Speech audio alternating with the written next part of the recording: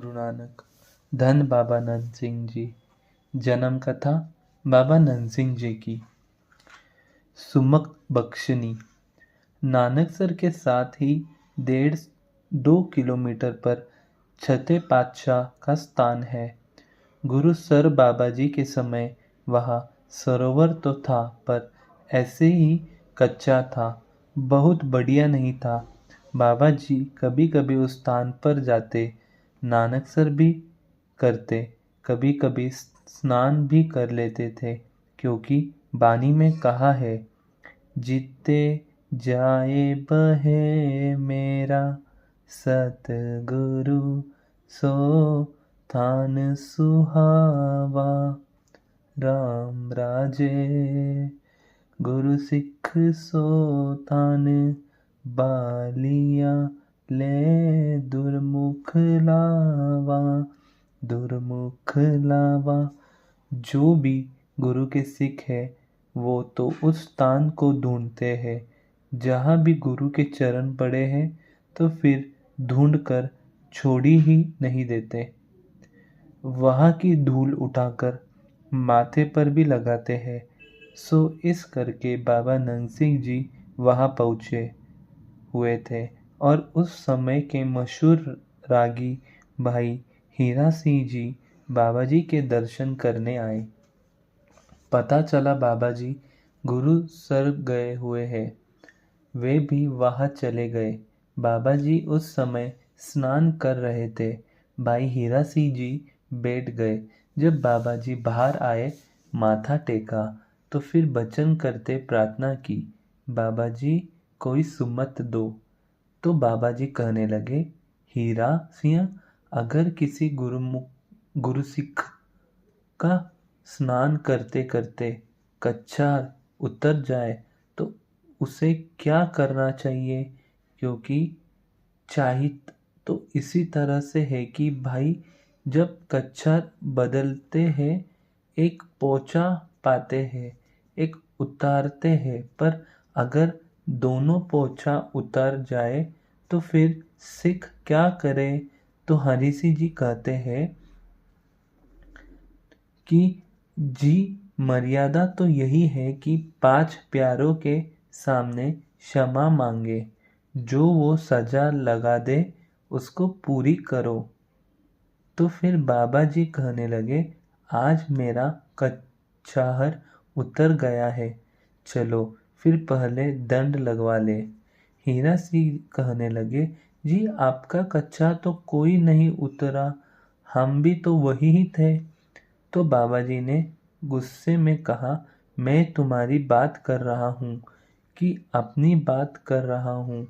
मुझे पता है कि आपको पता है, चलो पहले भूल बख्शाए।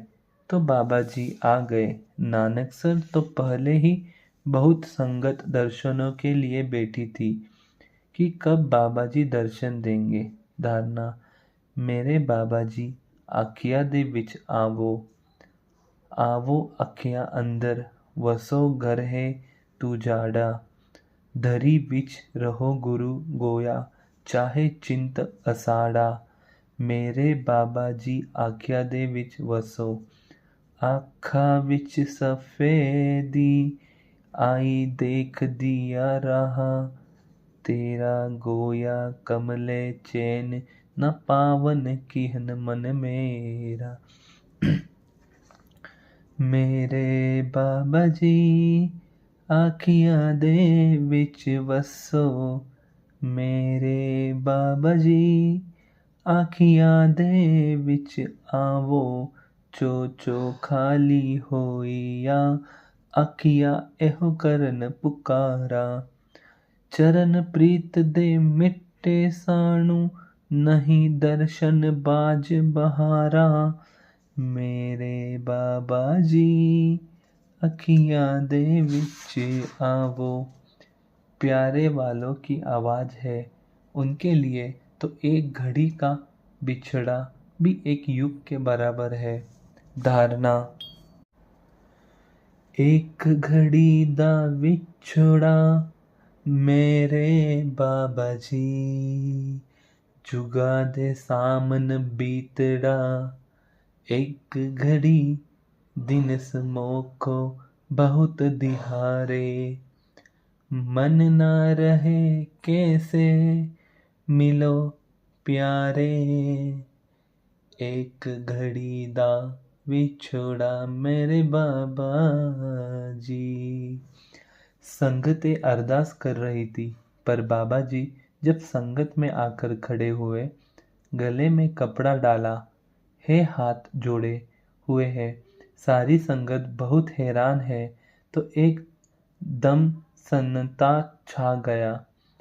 तो बाबा जी ने अपने वचन को दोहराया और कहने लगे, गुरु की संगत, आज मुझसे एक गलती हो गई है। मेरा कचहरा उतर गया है और गुरु के सिख के लिए यह गुनाह बहुत भारी है। इसलिए आप कृपा करें, 5 सिंह खड़े होकर मुझे दंड लगाओ। कहने लगे, भाई गुनहगार आपके सामने खड़ा है। जब 3-4 बार बाबा जी ने कहा तो 5 सिंह डरते डरते खड़े हुए। वे डर रहे थे कि बाबा जी के वचन में क्या राज है। आखिर उन्होंने दंड यह लगाया कि बाबा जी आप 5 बार वाहेगुरु बोलो। तो सत बचन करके जब बाबा जी ने 5 बार वाहेगुरु कहा तो बताया है, उस समय सुनने वाले चकित थे। इतनी मीठी आवाज और इतनी गूंजी जमीन आसमान भी साथ ही गूंज पड़े, क्योंकि सच है, गुरुमुख रोम रोम हर दियावे। जब गुरुमुख नाम जपते हैं तो उसके अंग अंग में आवाज आती है। तो बाबा जी से बढ़कर गुरुमुख और कौन होगा। और बाबा जी जब बैठे तो भाई हीरी सिंह ने फिर प्रार्थना की, बाबा जी कोई सुमत बख्शो। तो बाबा जी कहने लगे, हीर सिंह अभी समझ नहीं आई, यह जो मैंने सब कुछ किया है सुमत बख्शने के लिए किया है। हीर सिंह मेरा कोई कच्चा नहीं उतरा था, न ही उतरने देता हूँ। यह तो मैंने अमल करके समझाया है कि गुरु का सिख होवे और दुनिया उसको जितना मर्जी बड़ा समझने लगे जावे और उसका सत्कार करे, पर जो उस समय जाने या अनजाने भूल गलती हो जावे तो वो संगत में खड़ा होकर भूल मान ले। इस अहस में न रहे कि दुनिया तो मेरा सत्कार करती है, मैं चाहे गलती भी कर लूँ, भूल ना मानूं, क्योंकि इस बात में मेरी बेइज्जती है।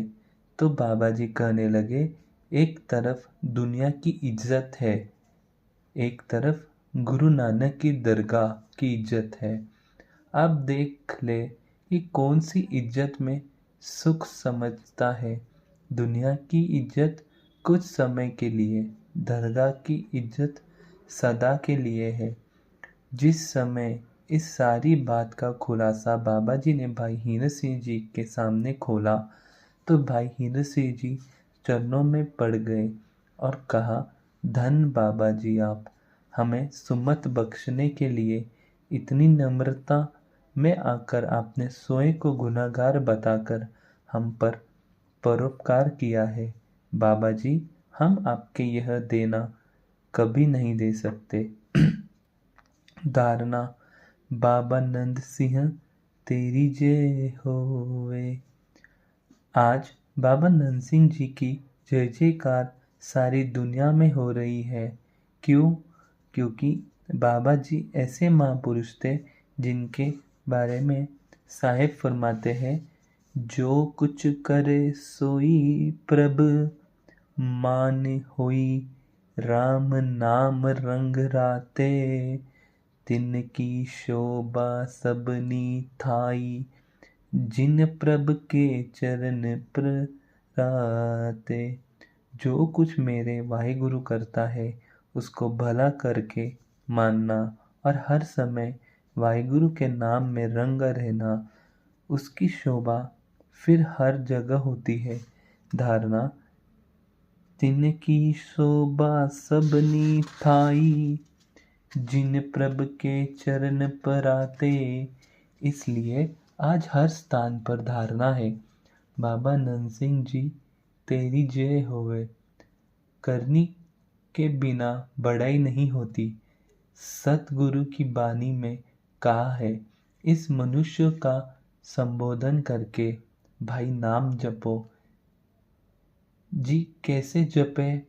तो साहेब कहते हैं, राम जपो जी ऐसे ऐसे, धूप प्रहलाद जपियो हर जैसे। कमाल की बात है, एक 5 साल का बच्चा और एक 6 साल का बच्चा इनका नाम लेकर कहता है, इतने जपी तपी फकीर बंदगी वाले उनकी मिसाल नहीं दी। 5-6 साल के बच्चे में क्या गुण है?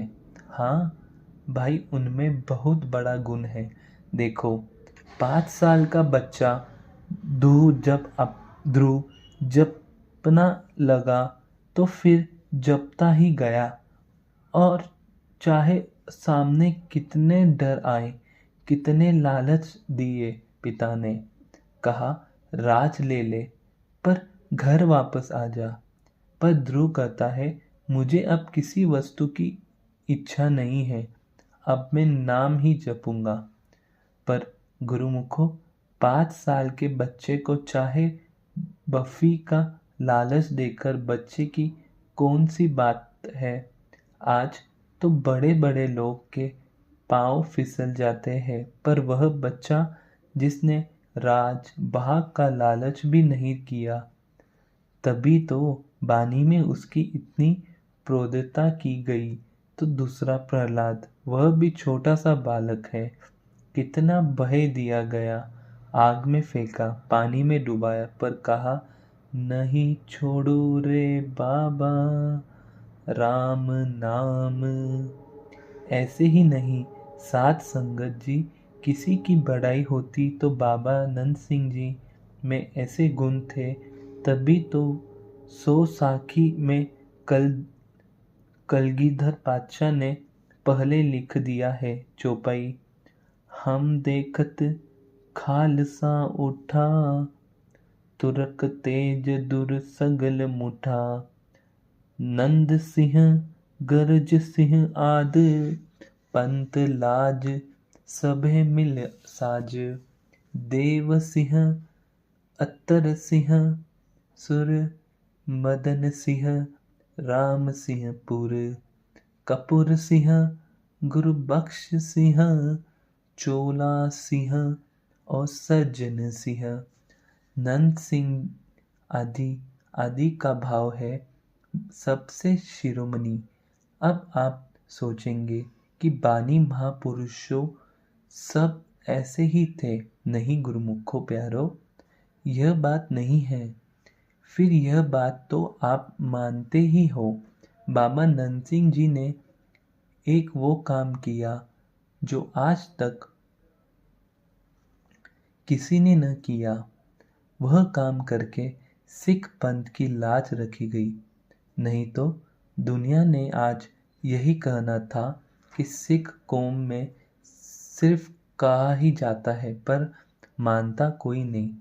सब सिखन को हुक्म है, गुरु मानियो ग्रंथ, गुरु ग्रंथ जी मानियो, प्रगट गुरा की देह।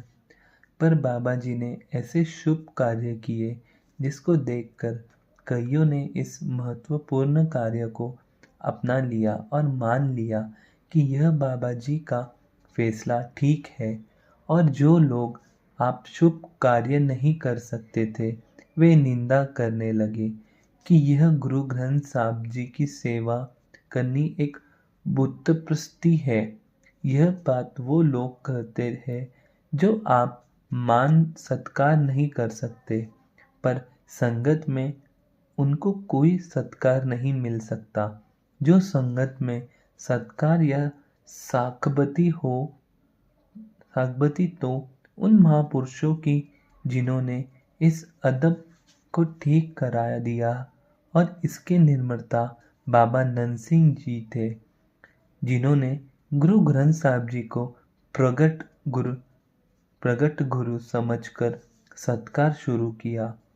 इसी करके साहिब ने फरमाया, नंद सिंह गरज सिंह आद, पंत लाज सभी मिल साज।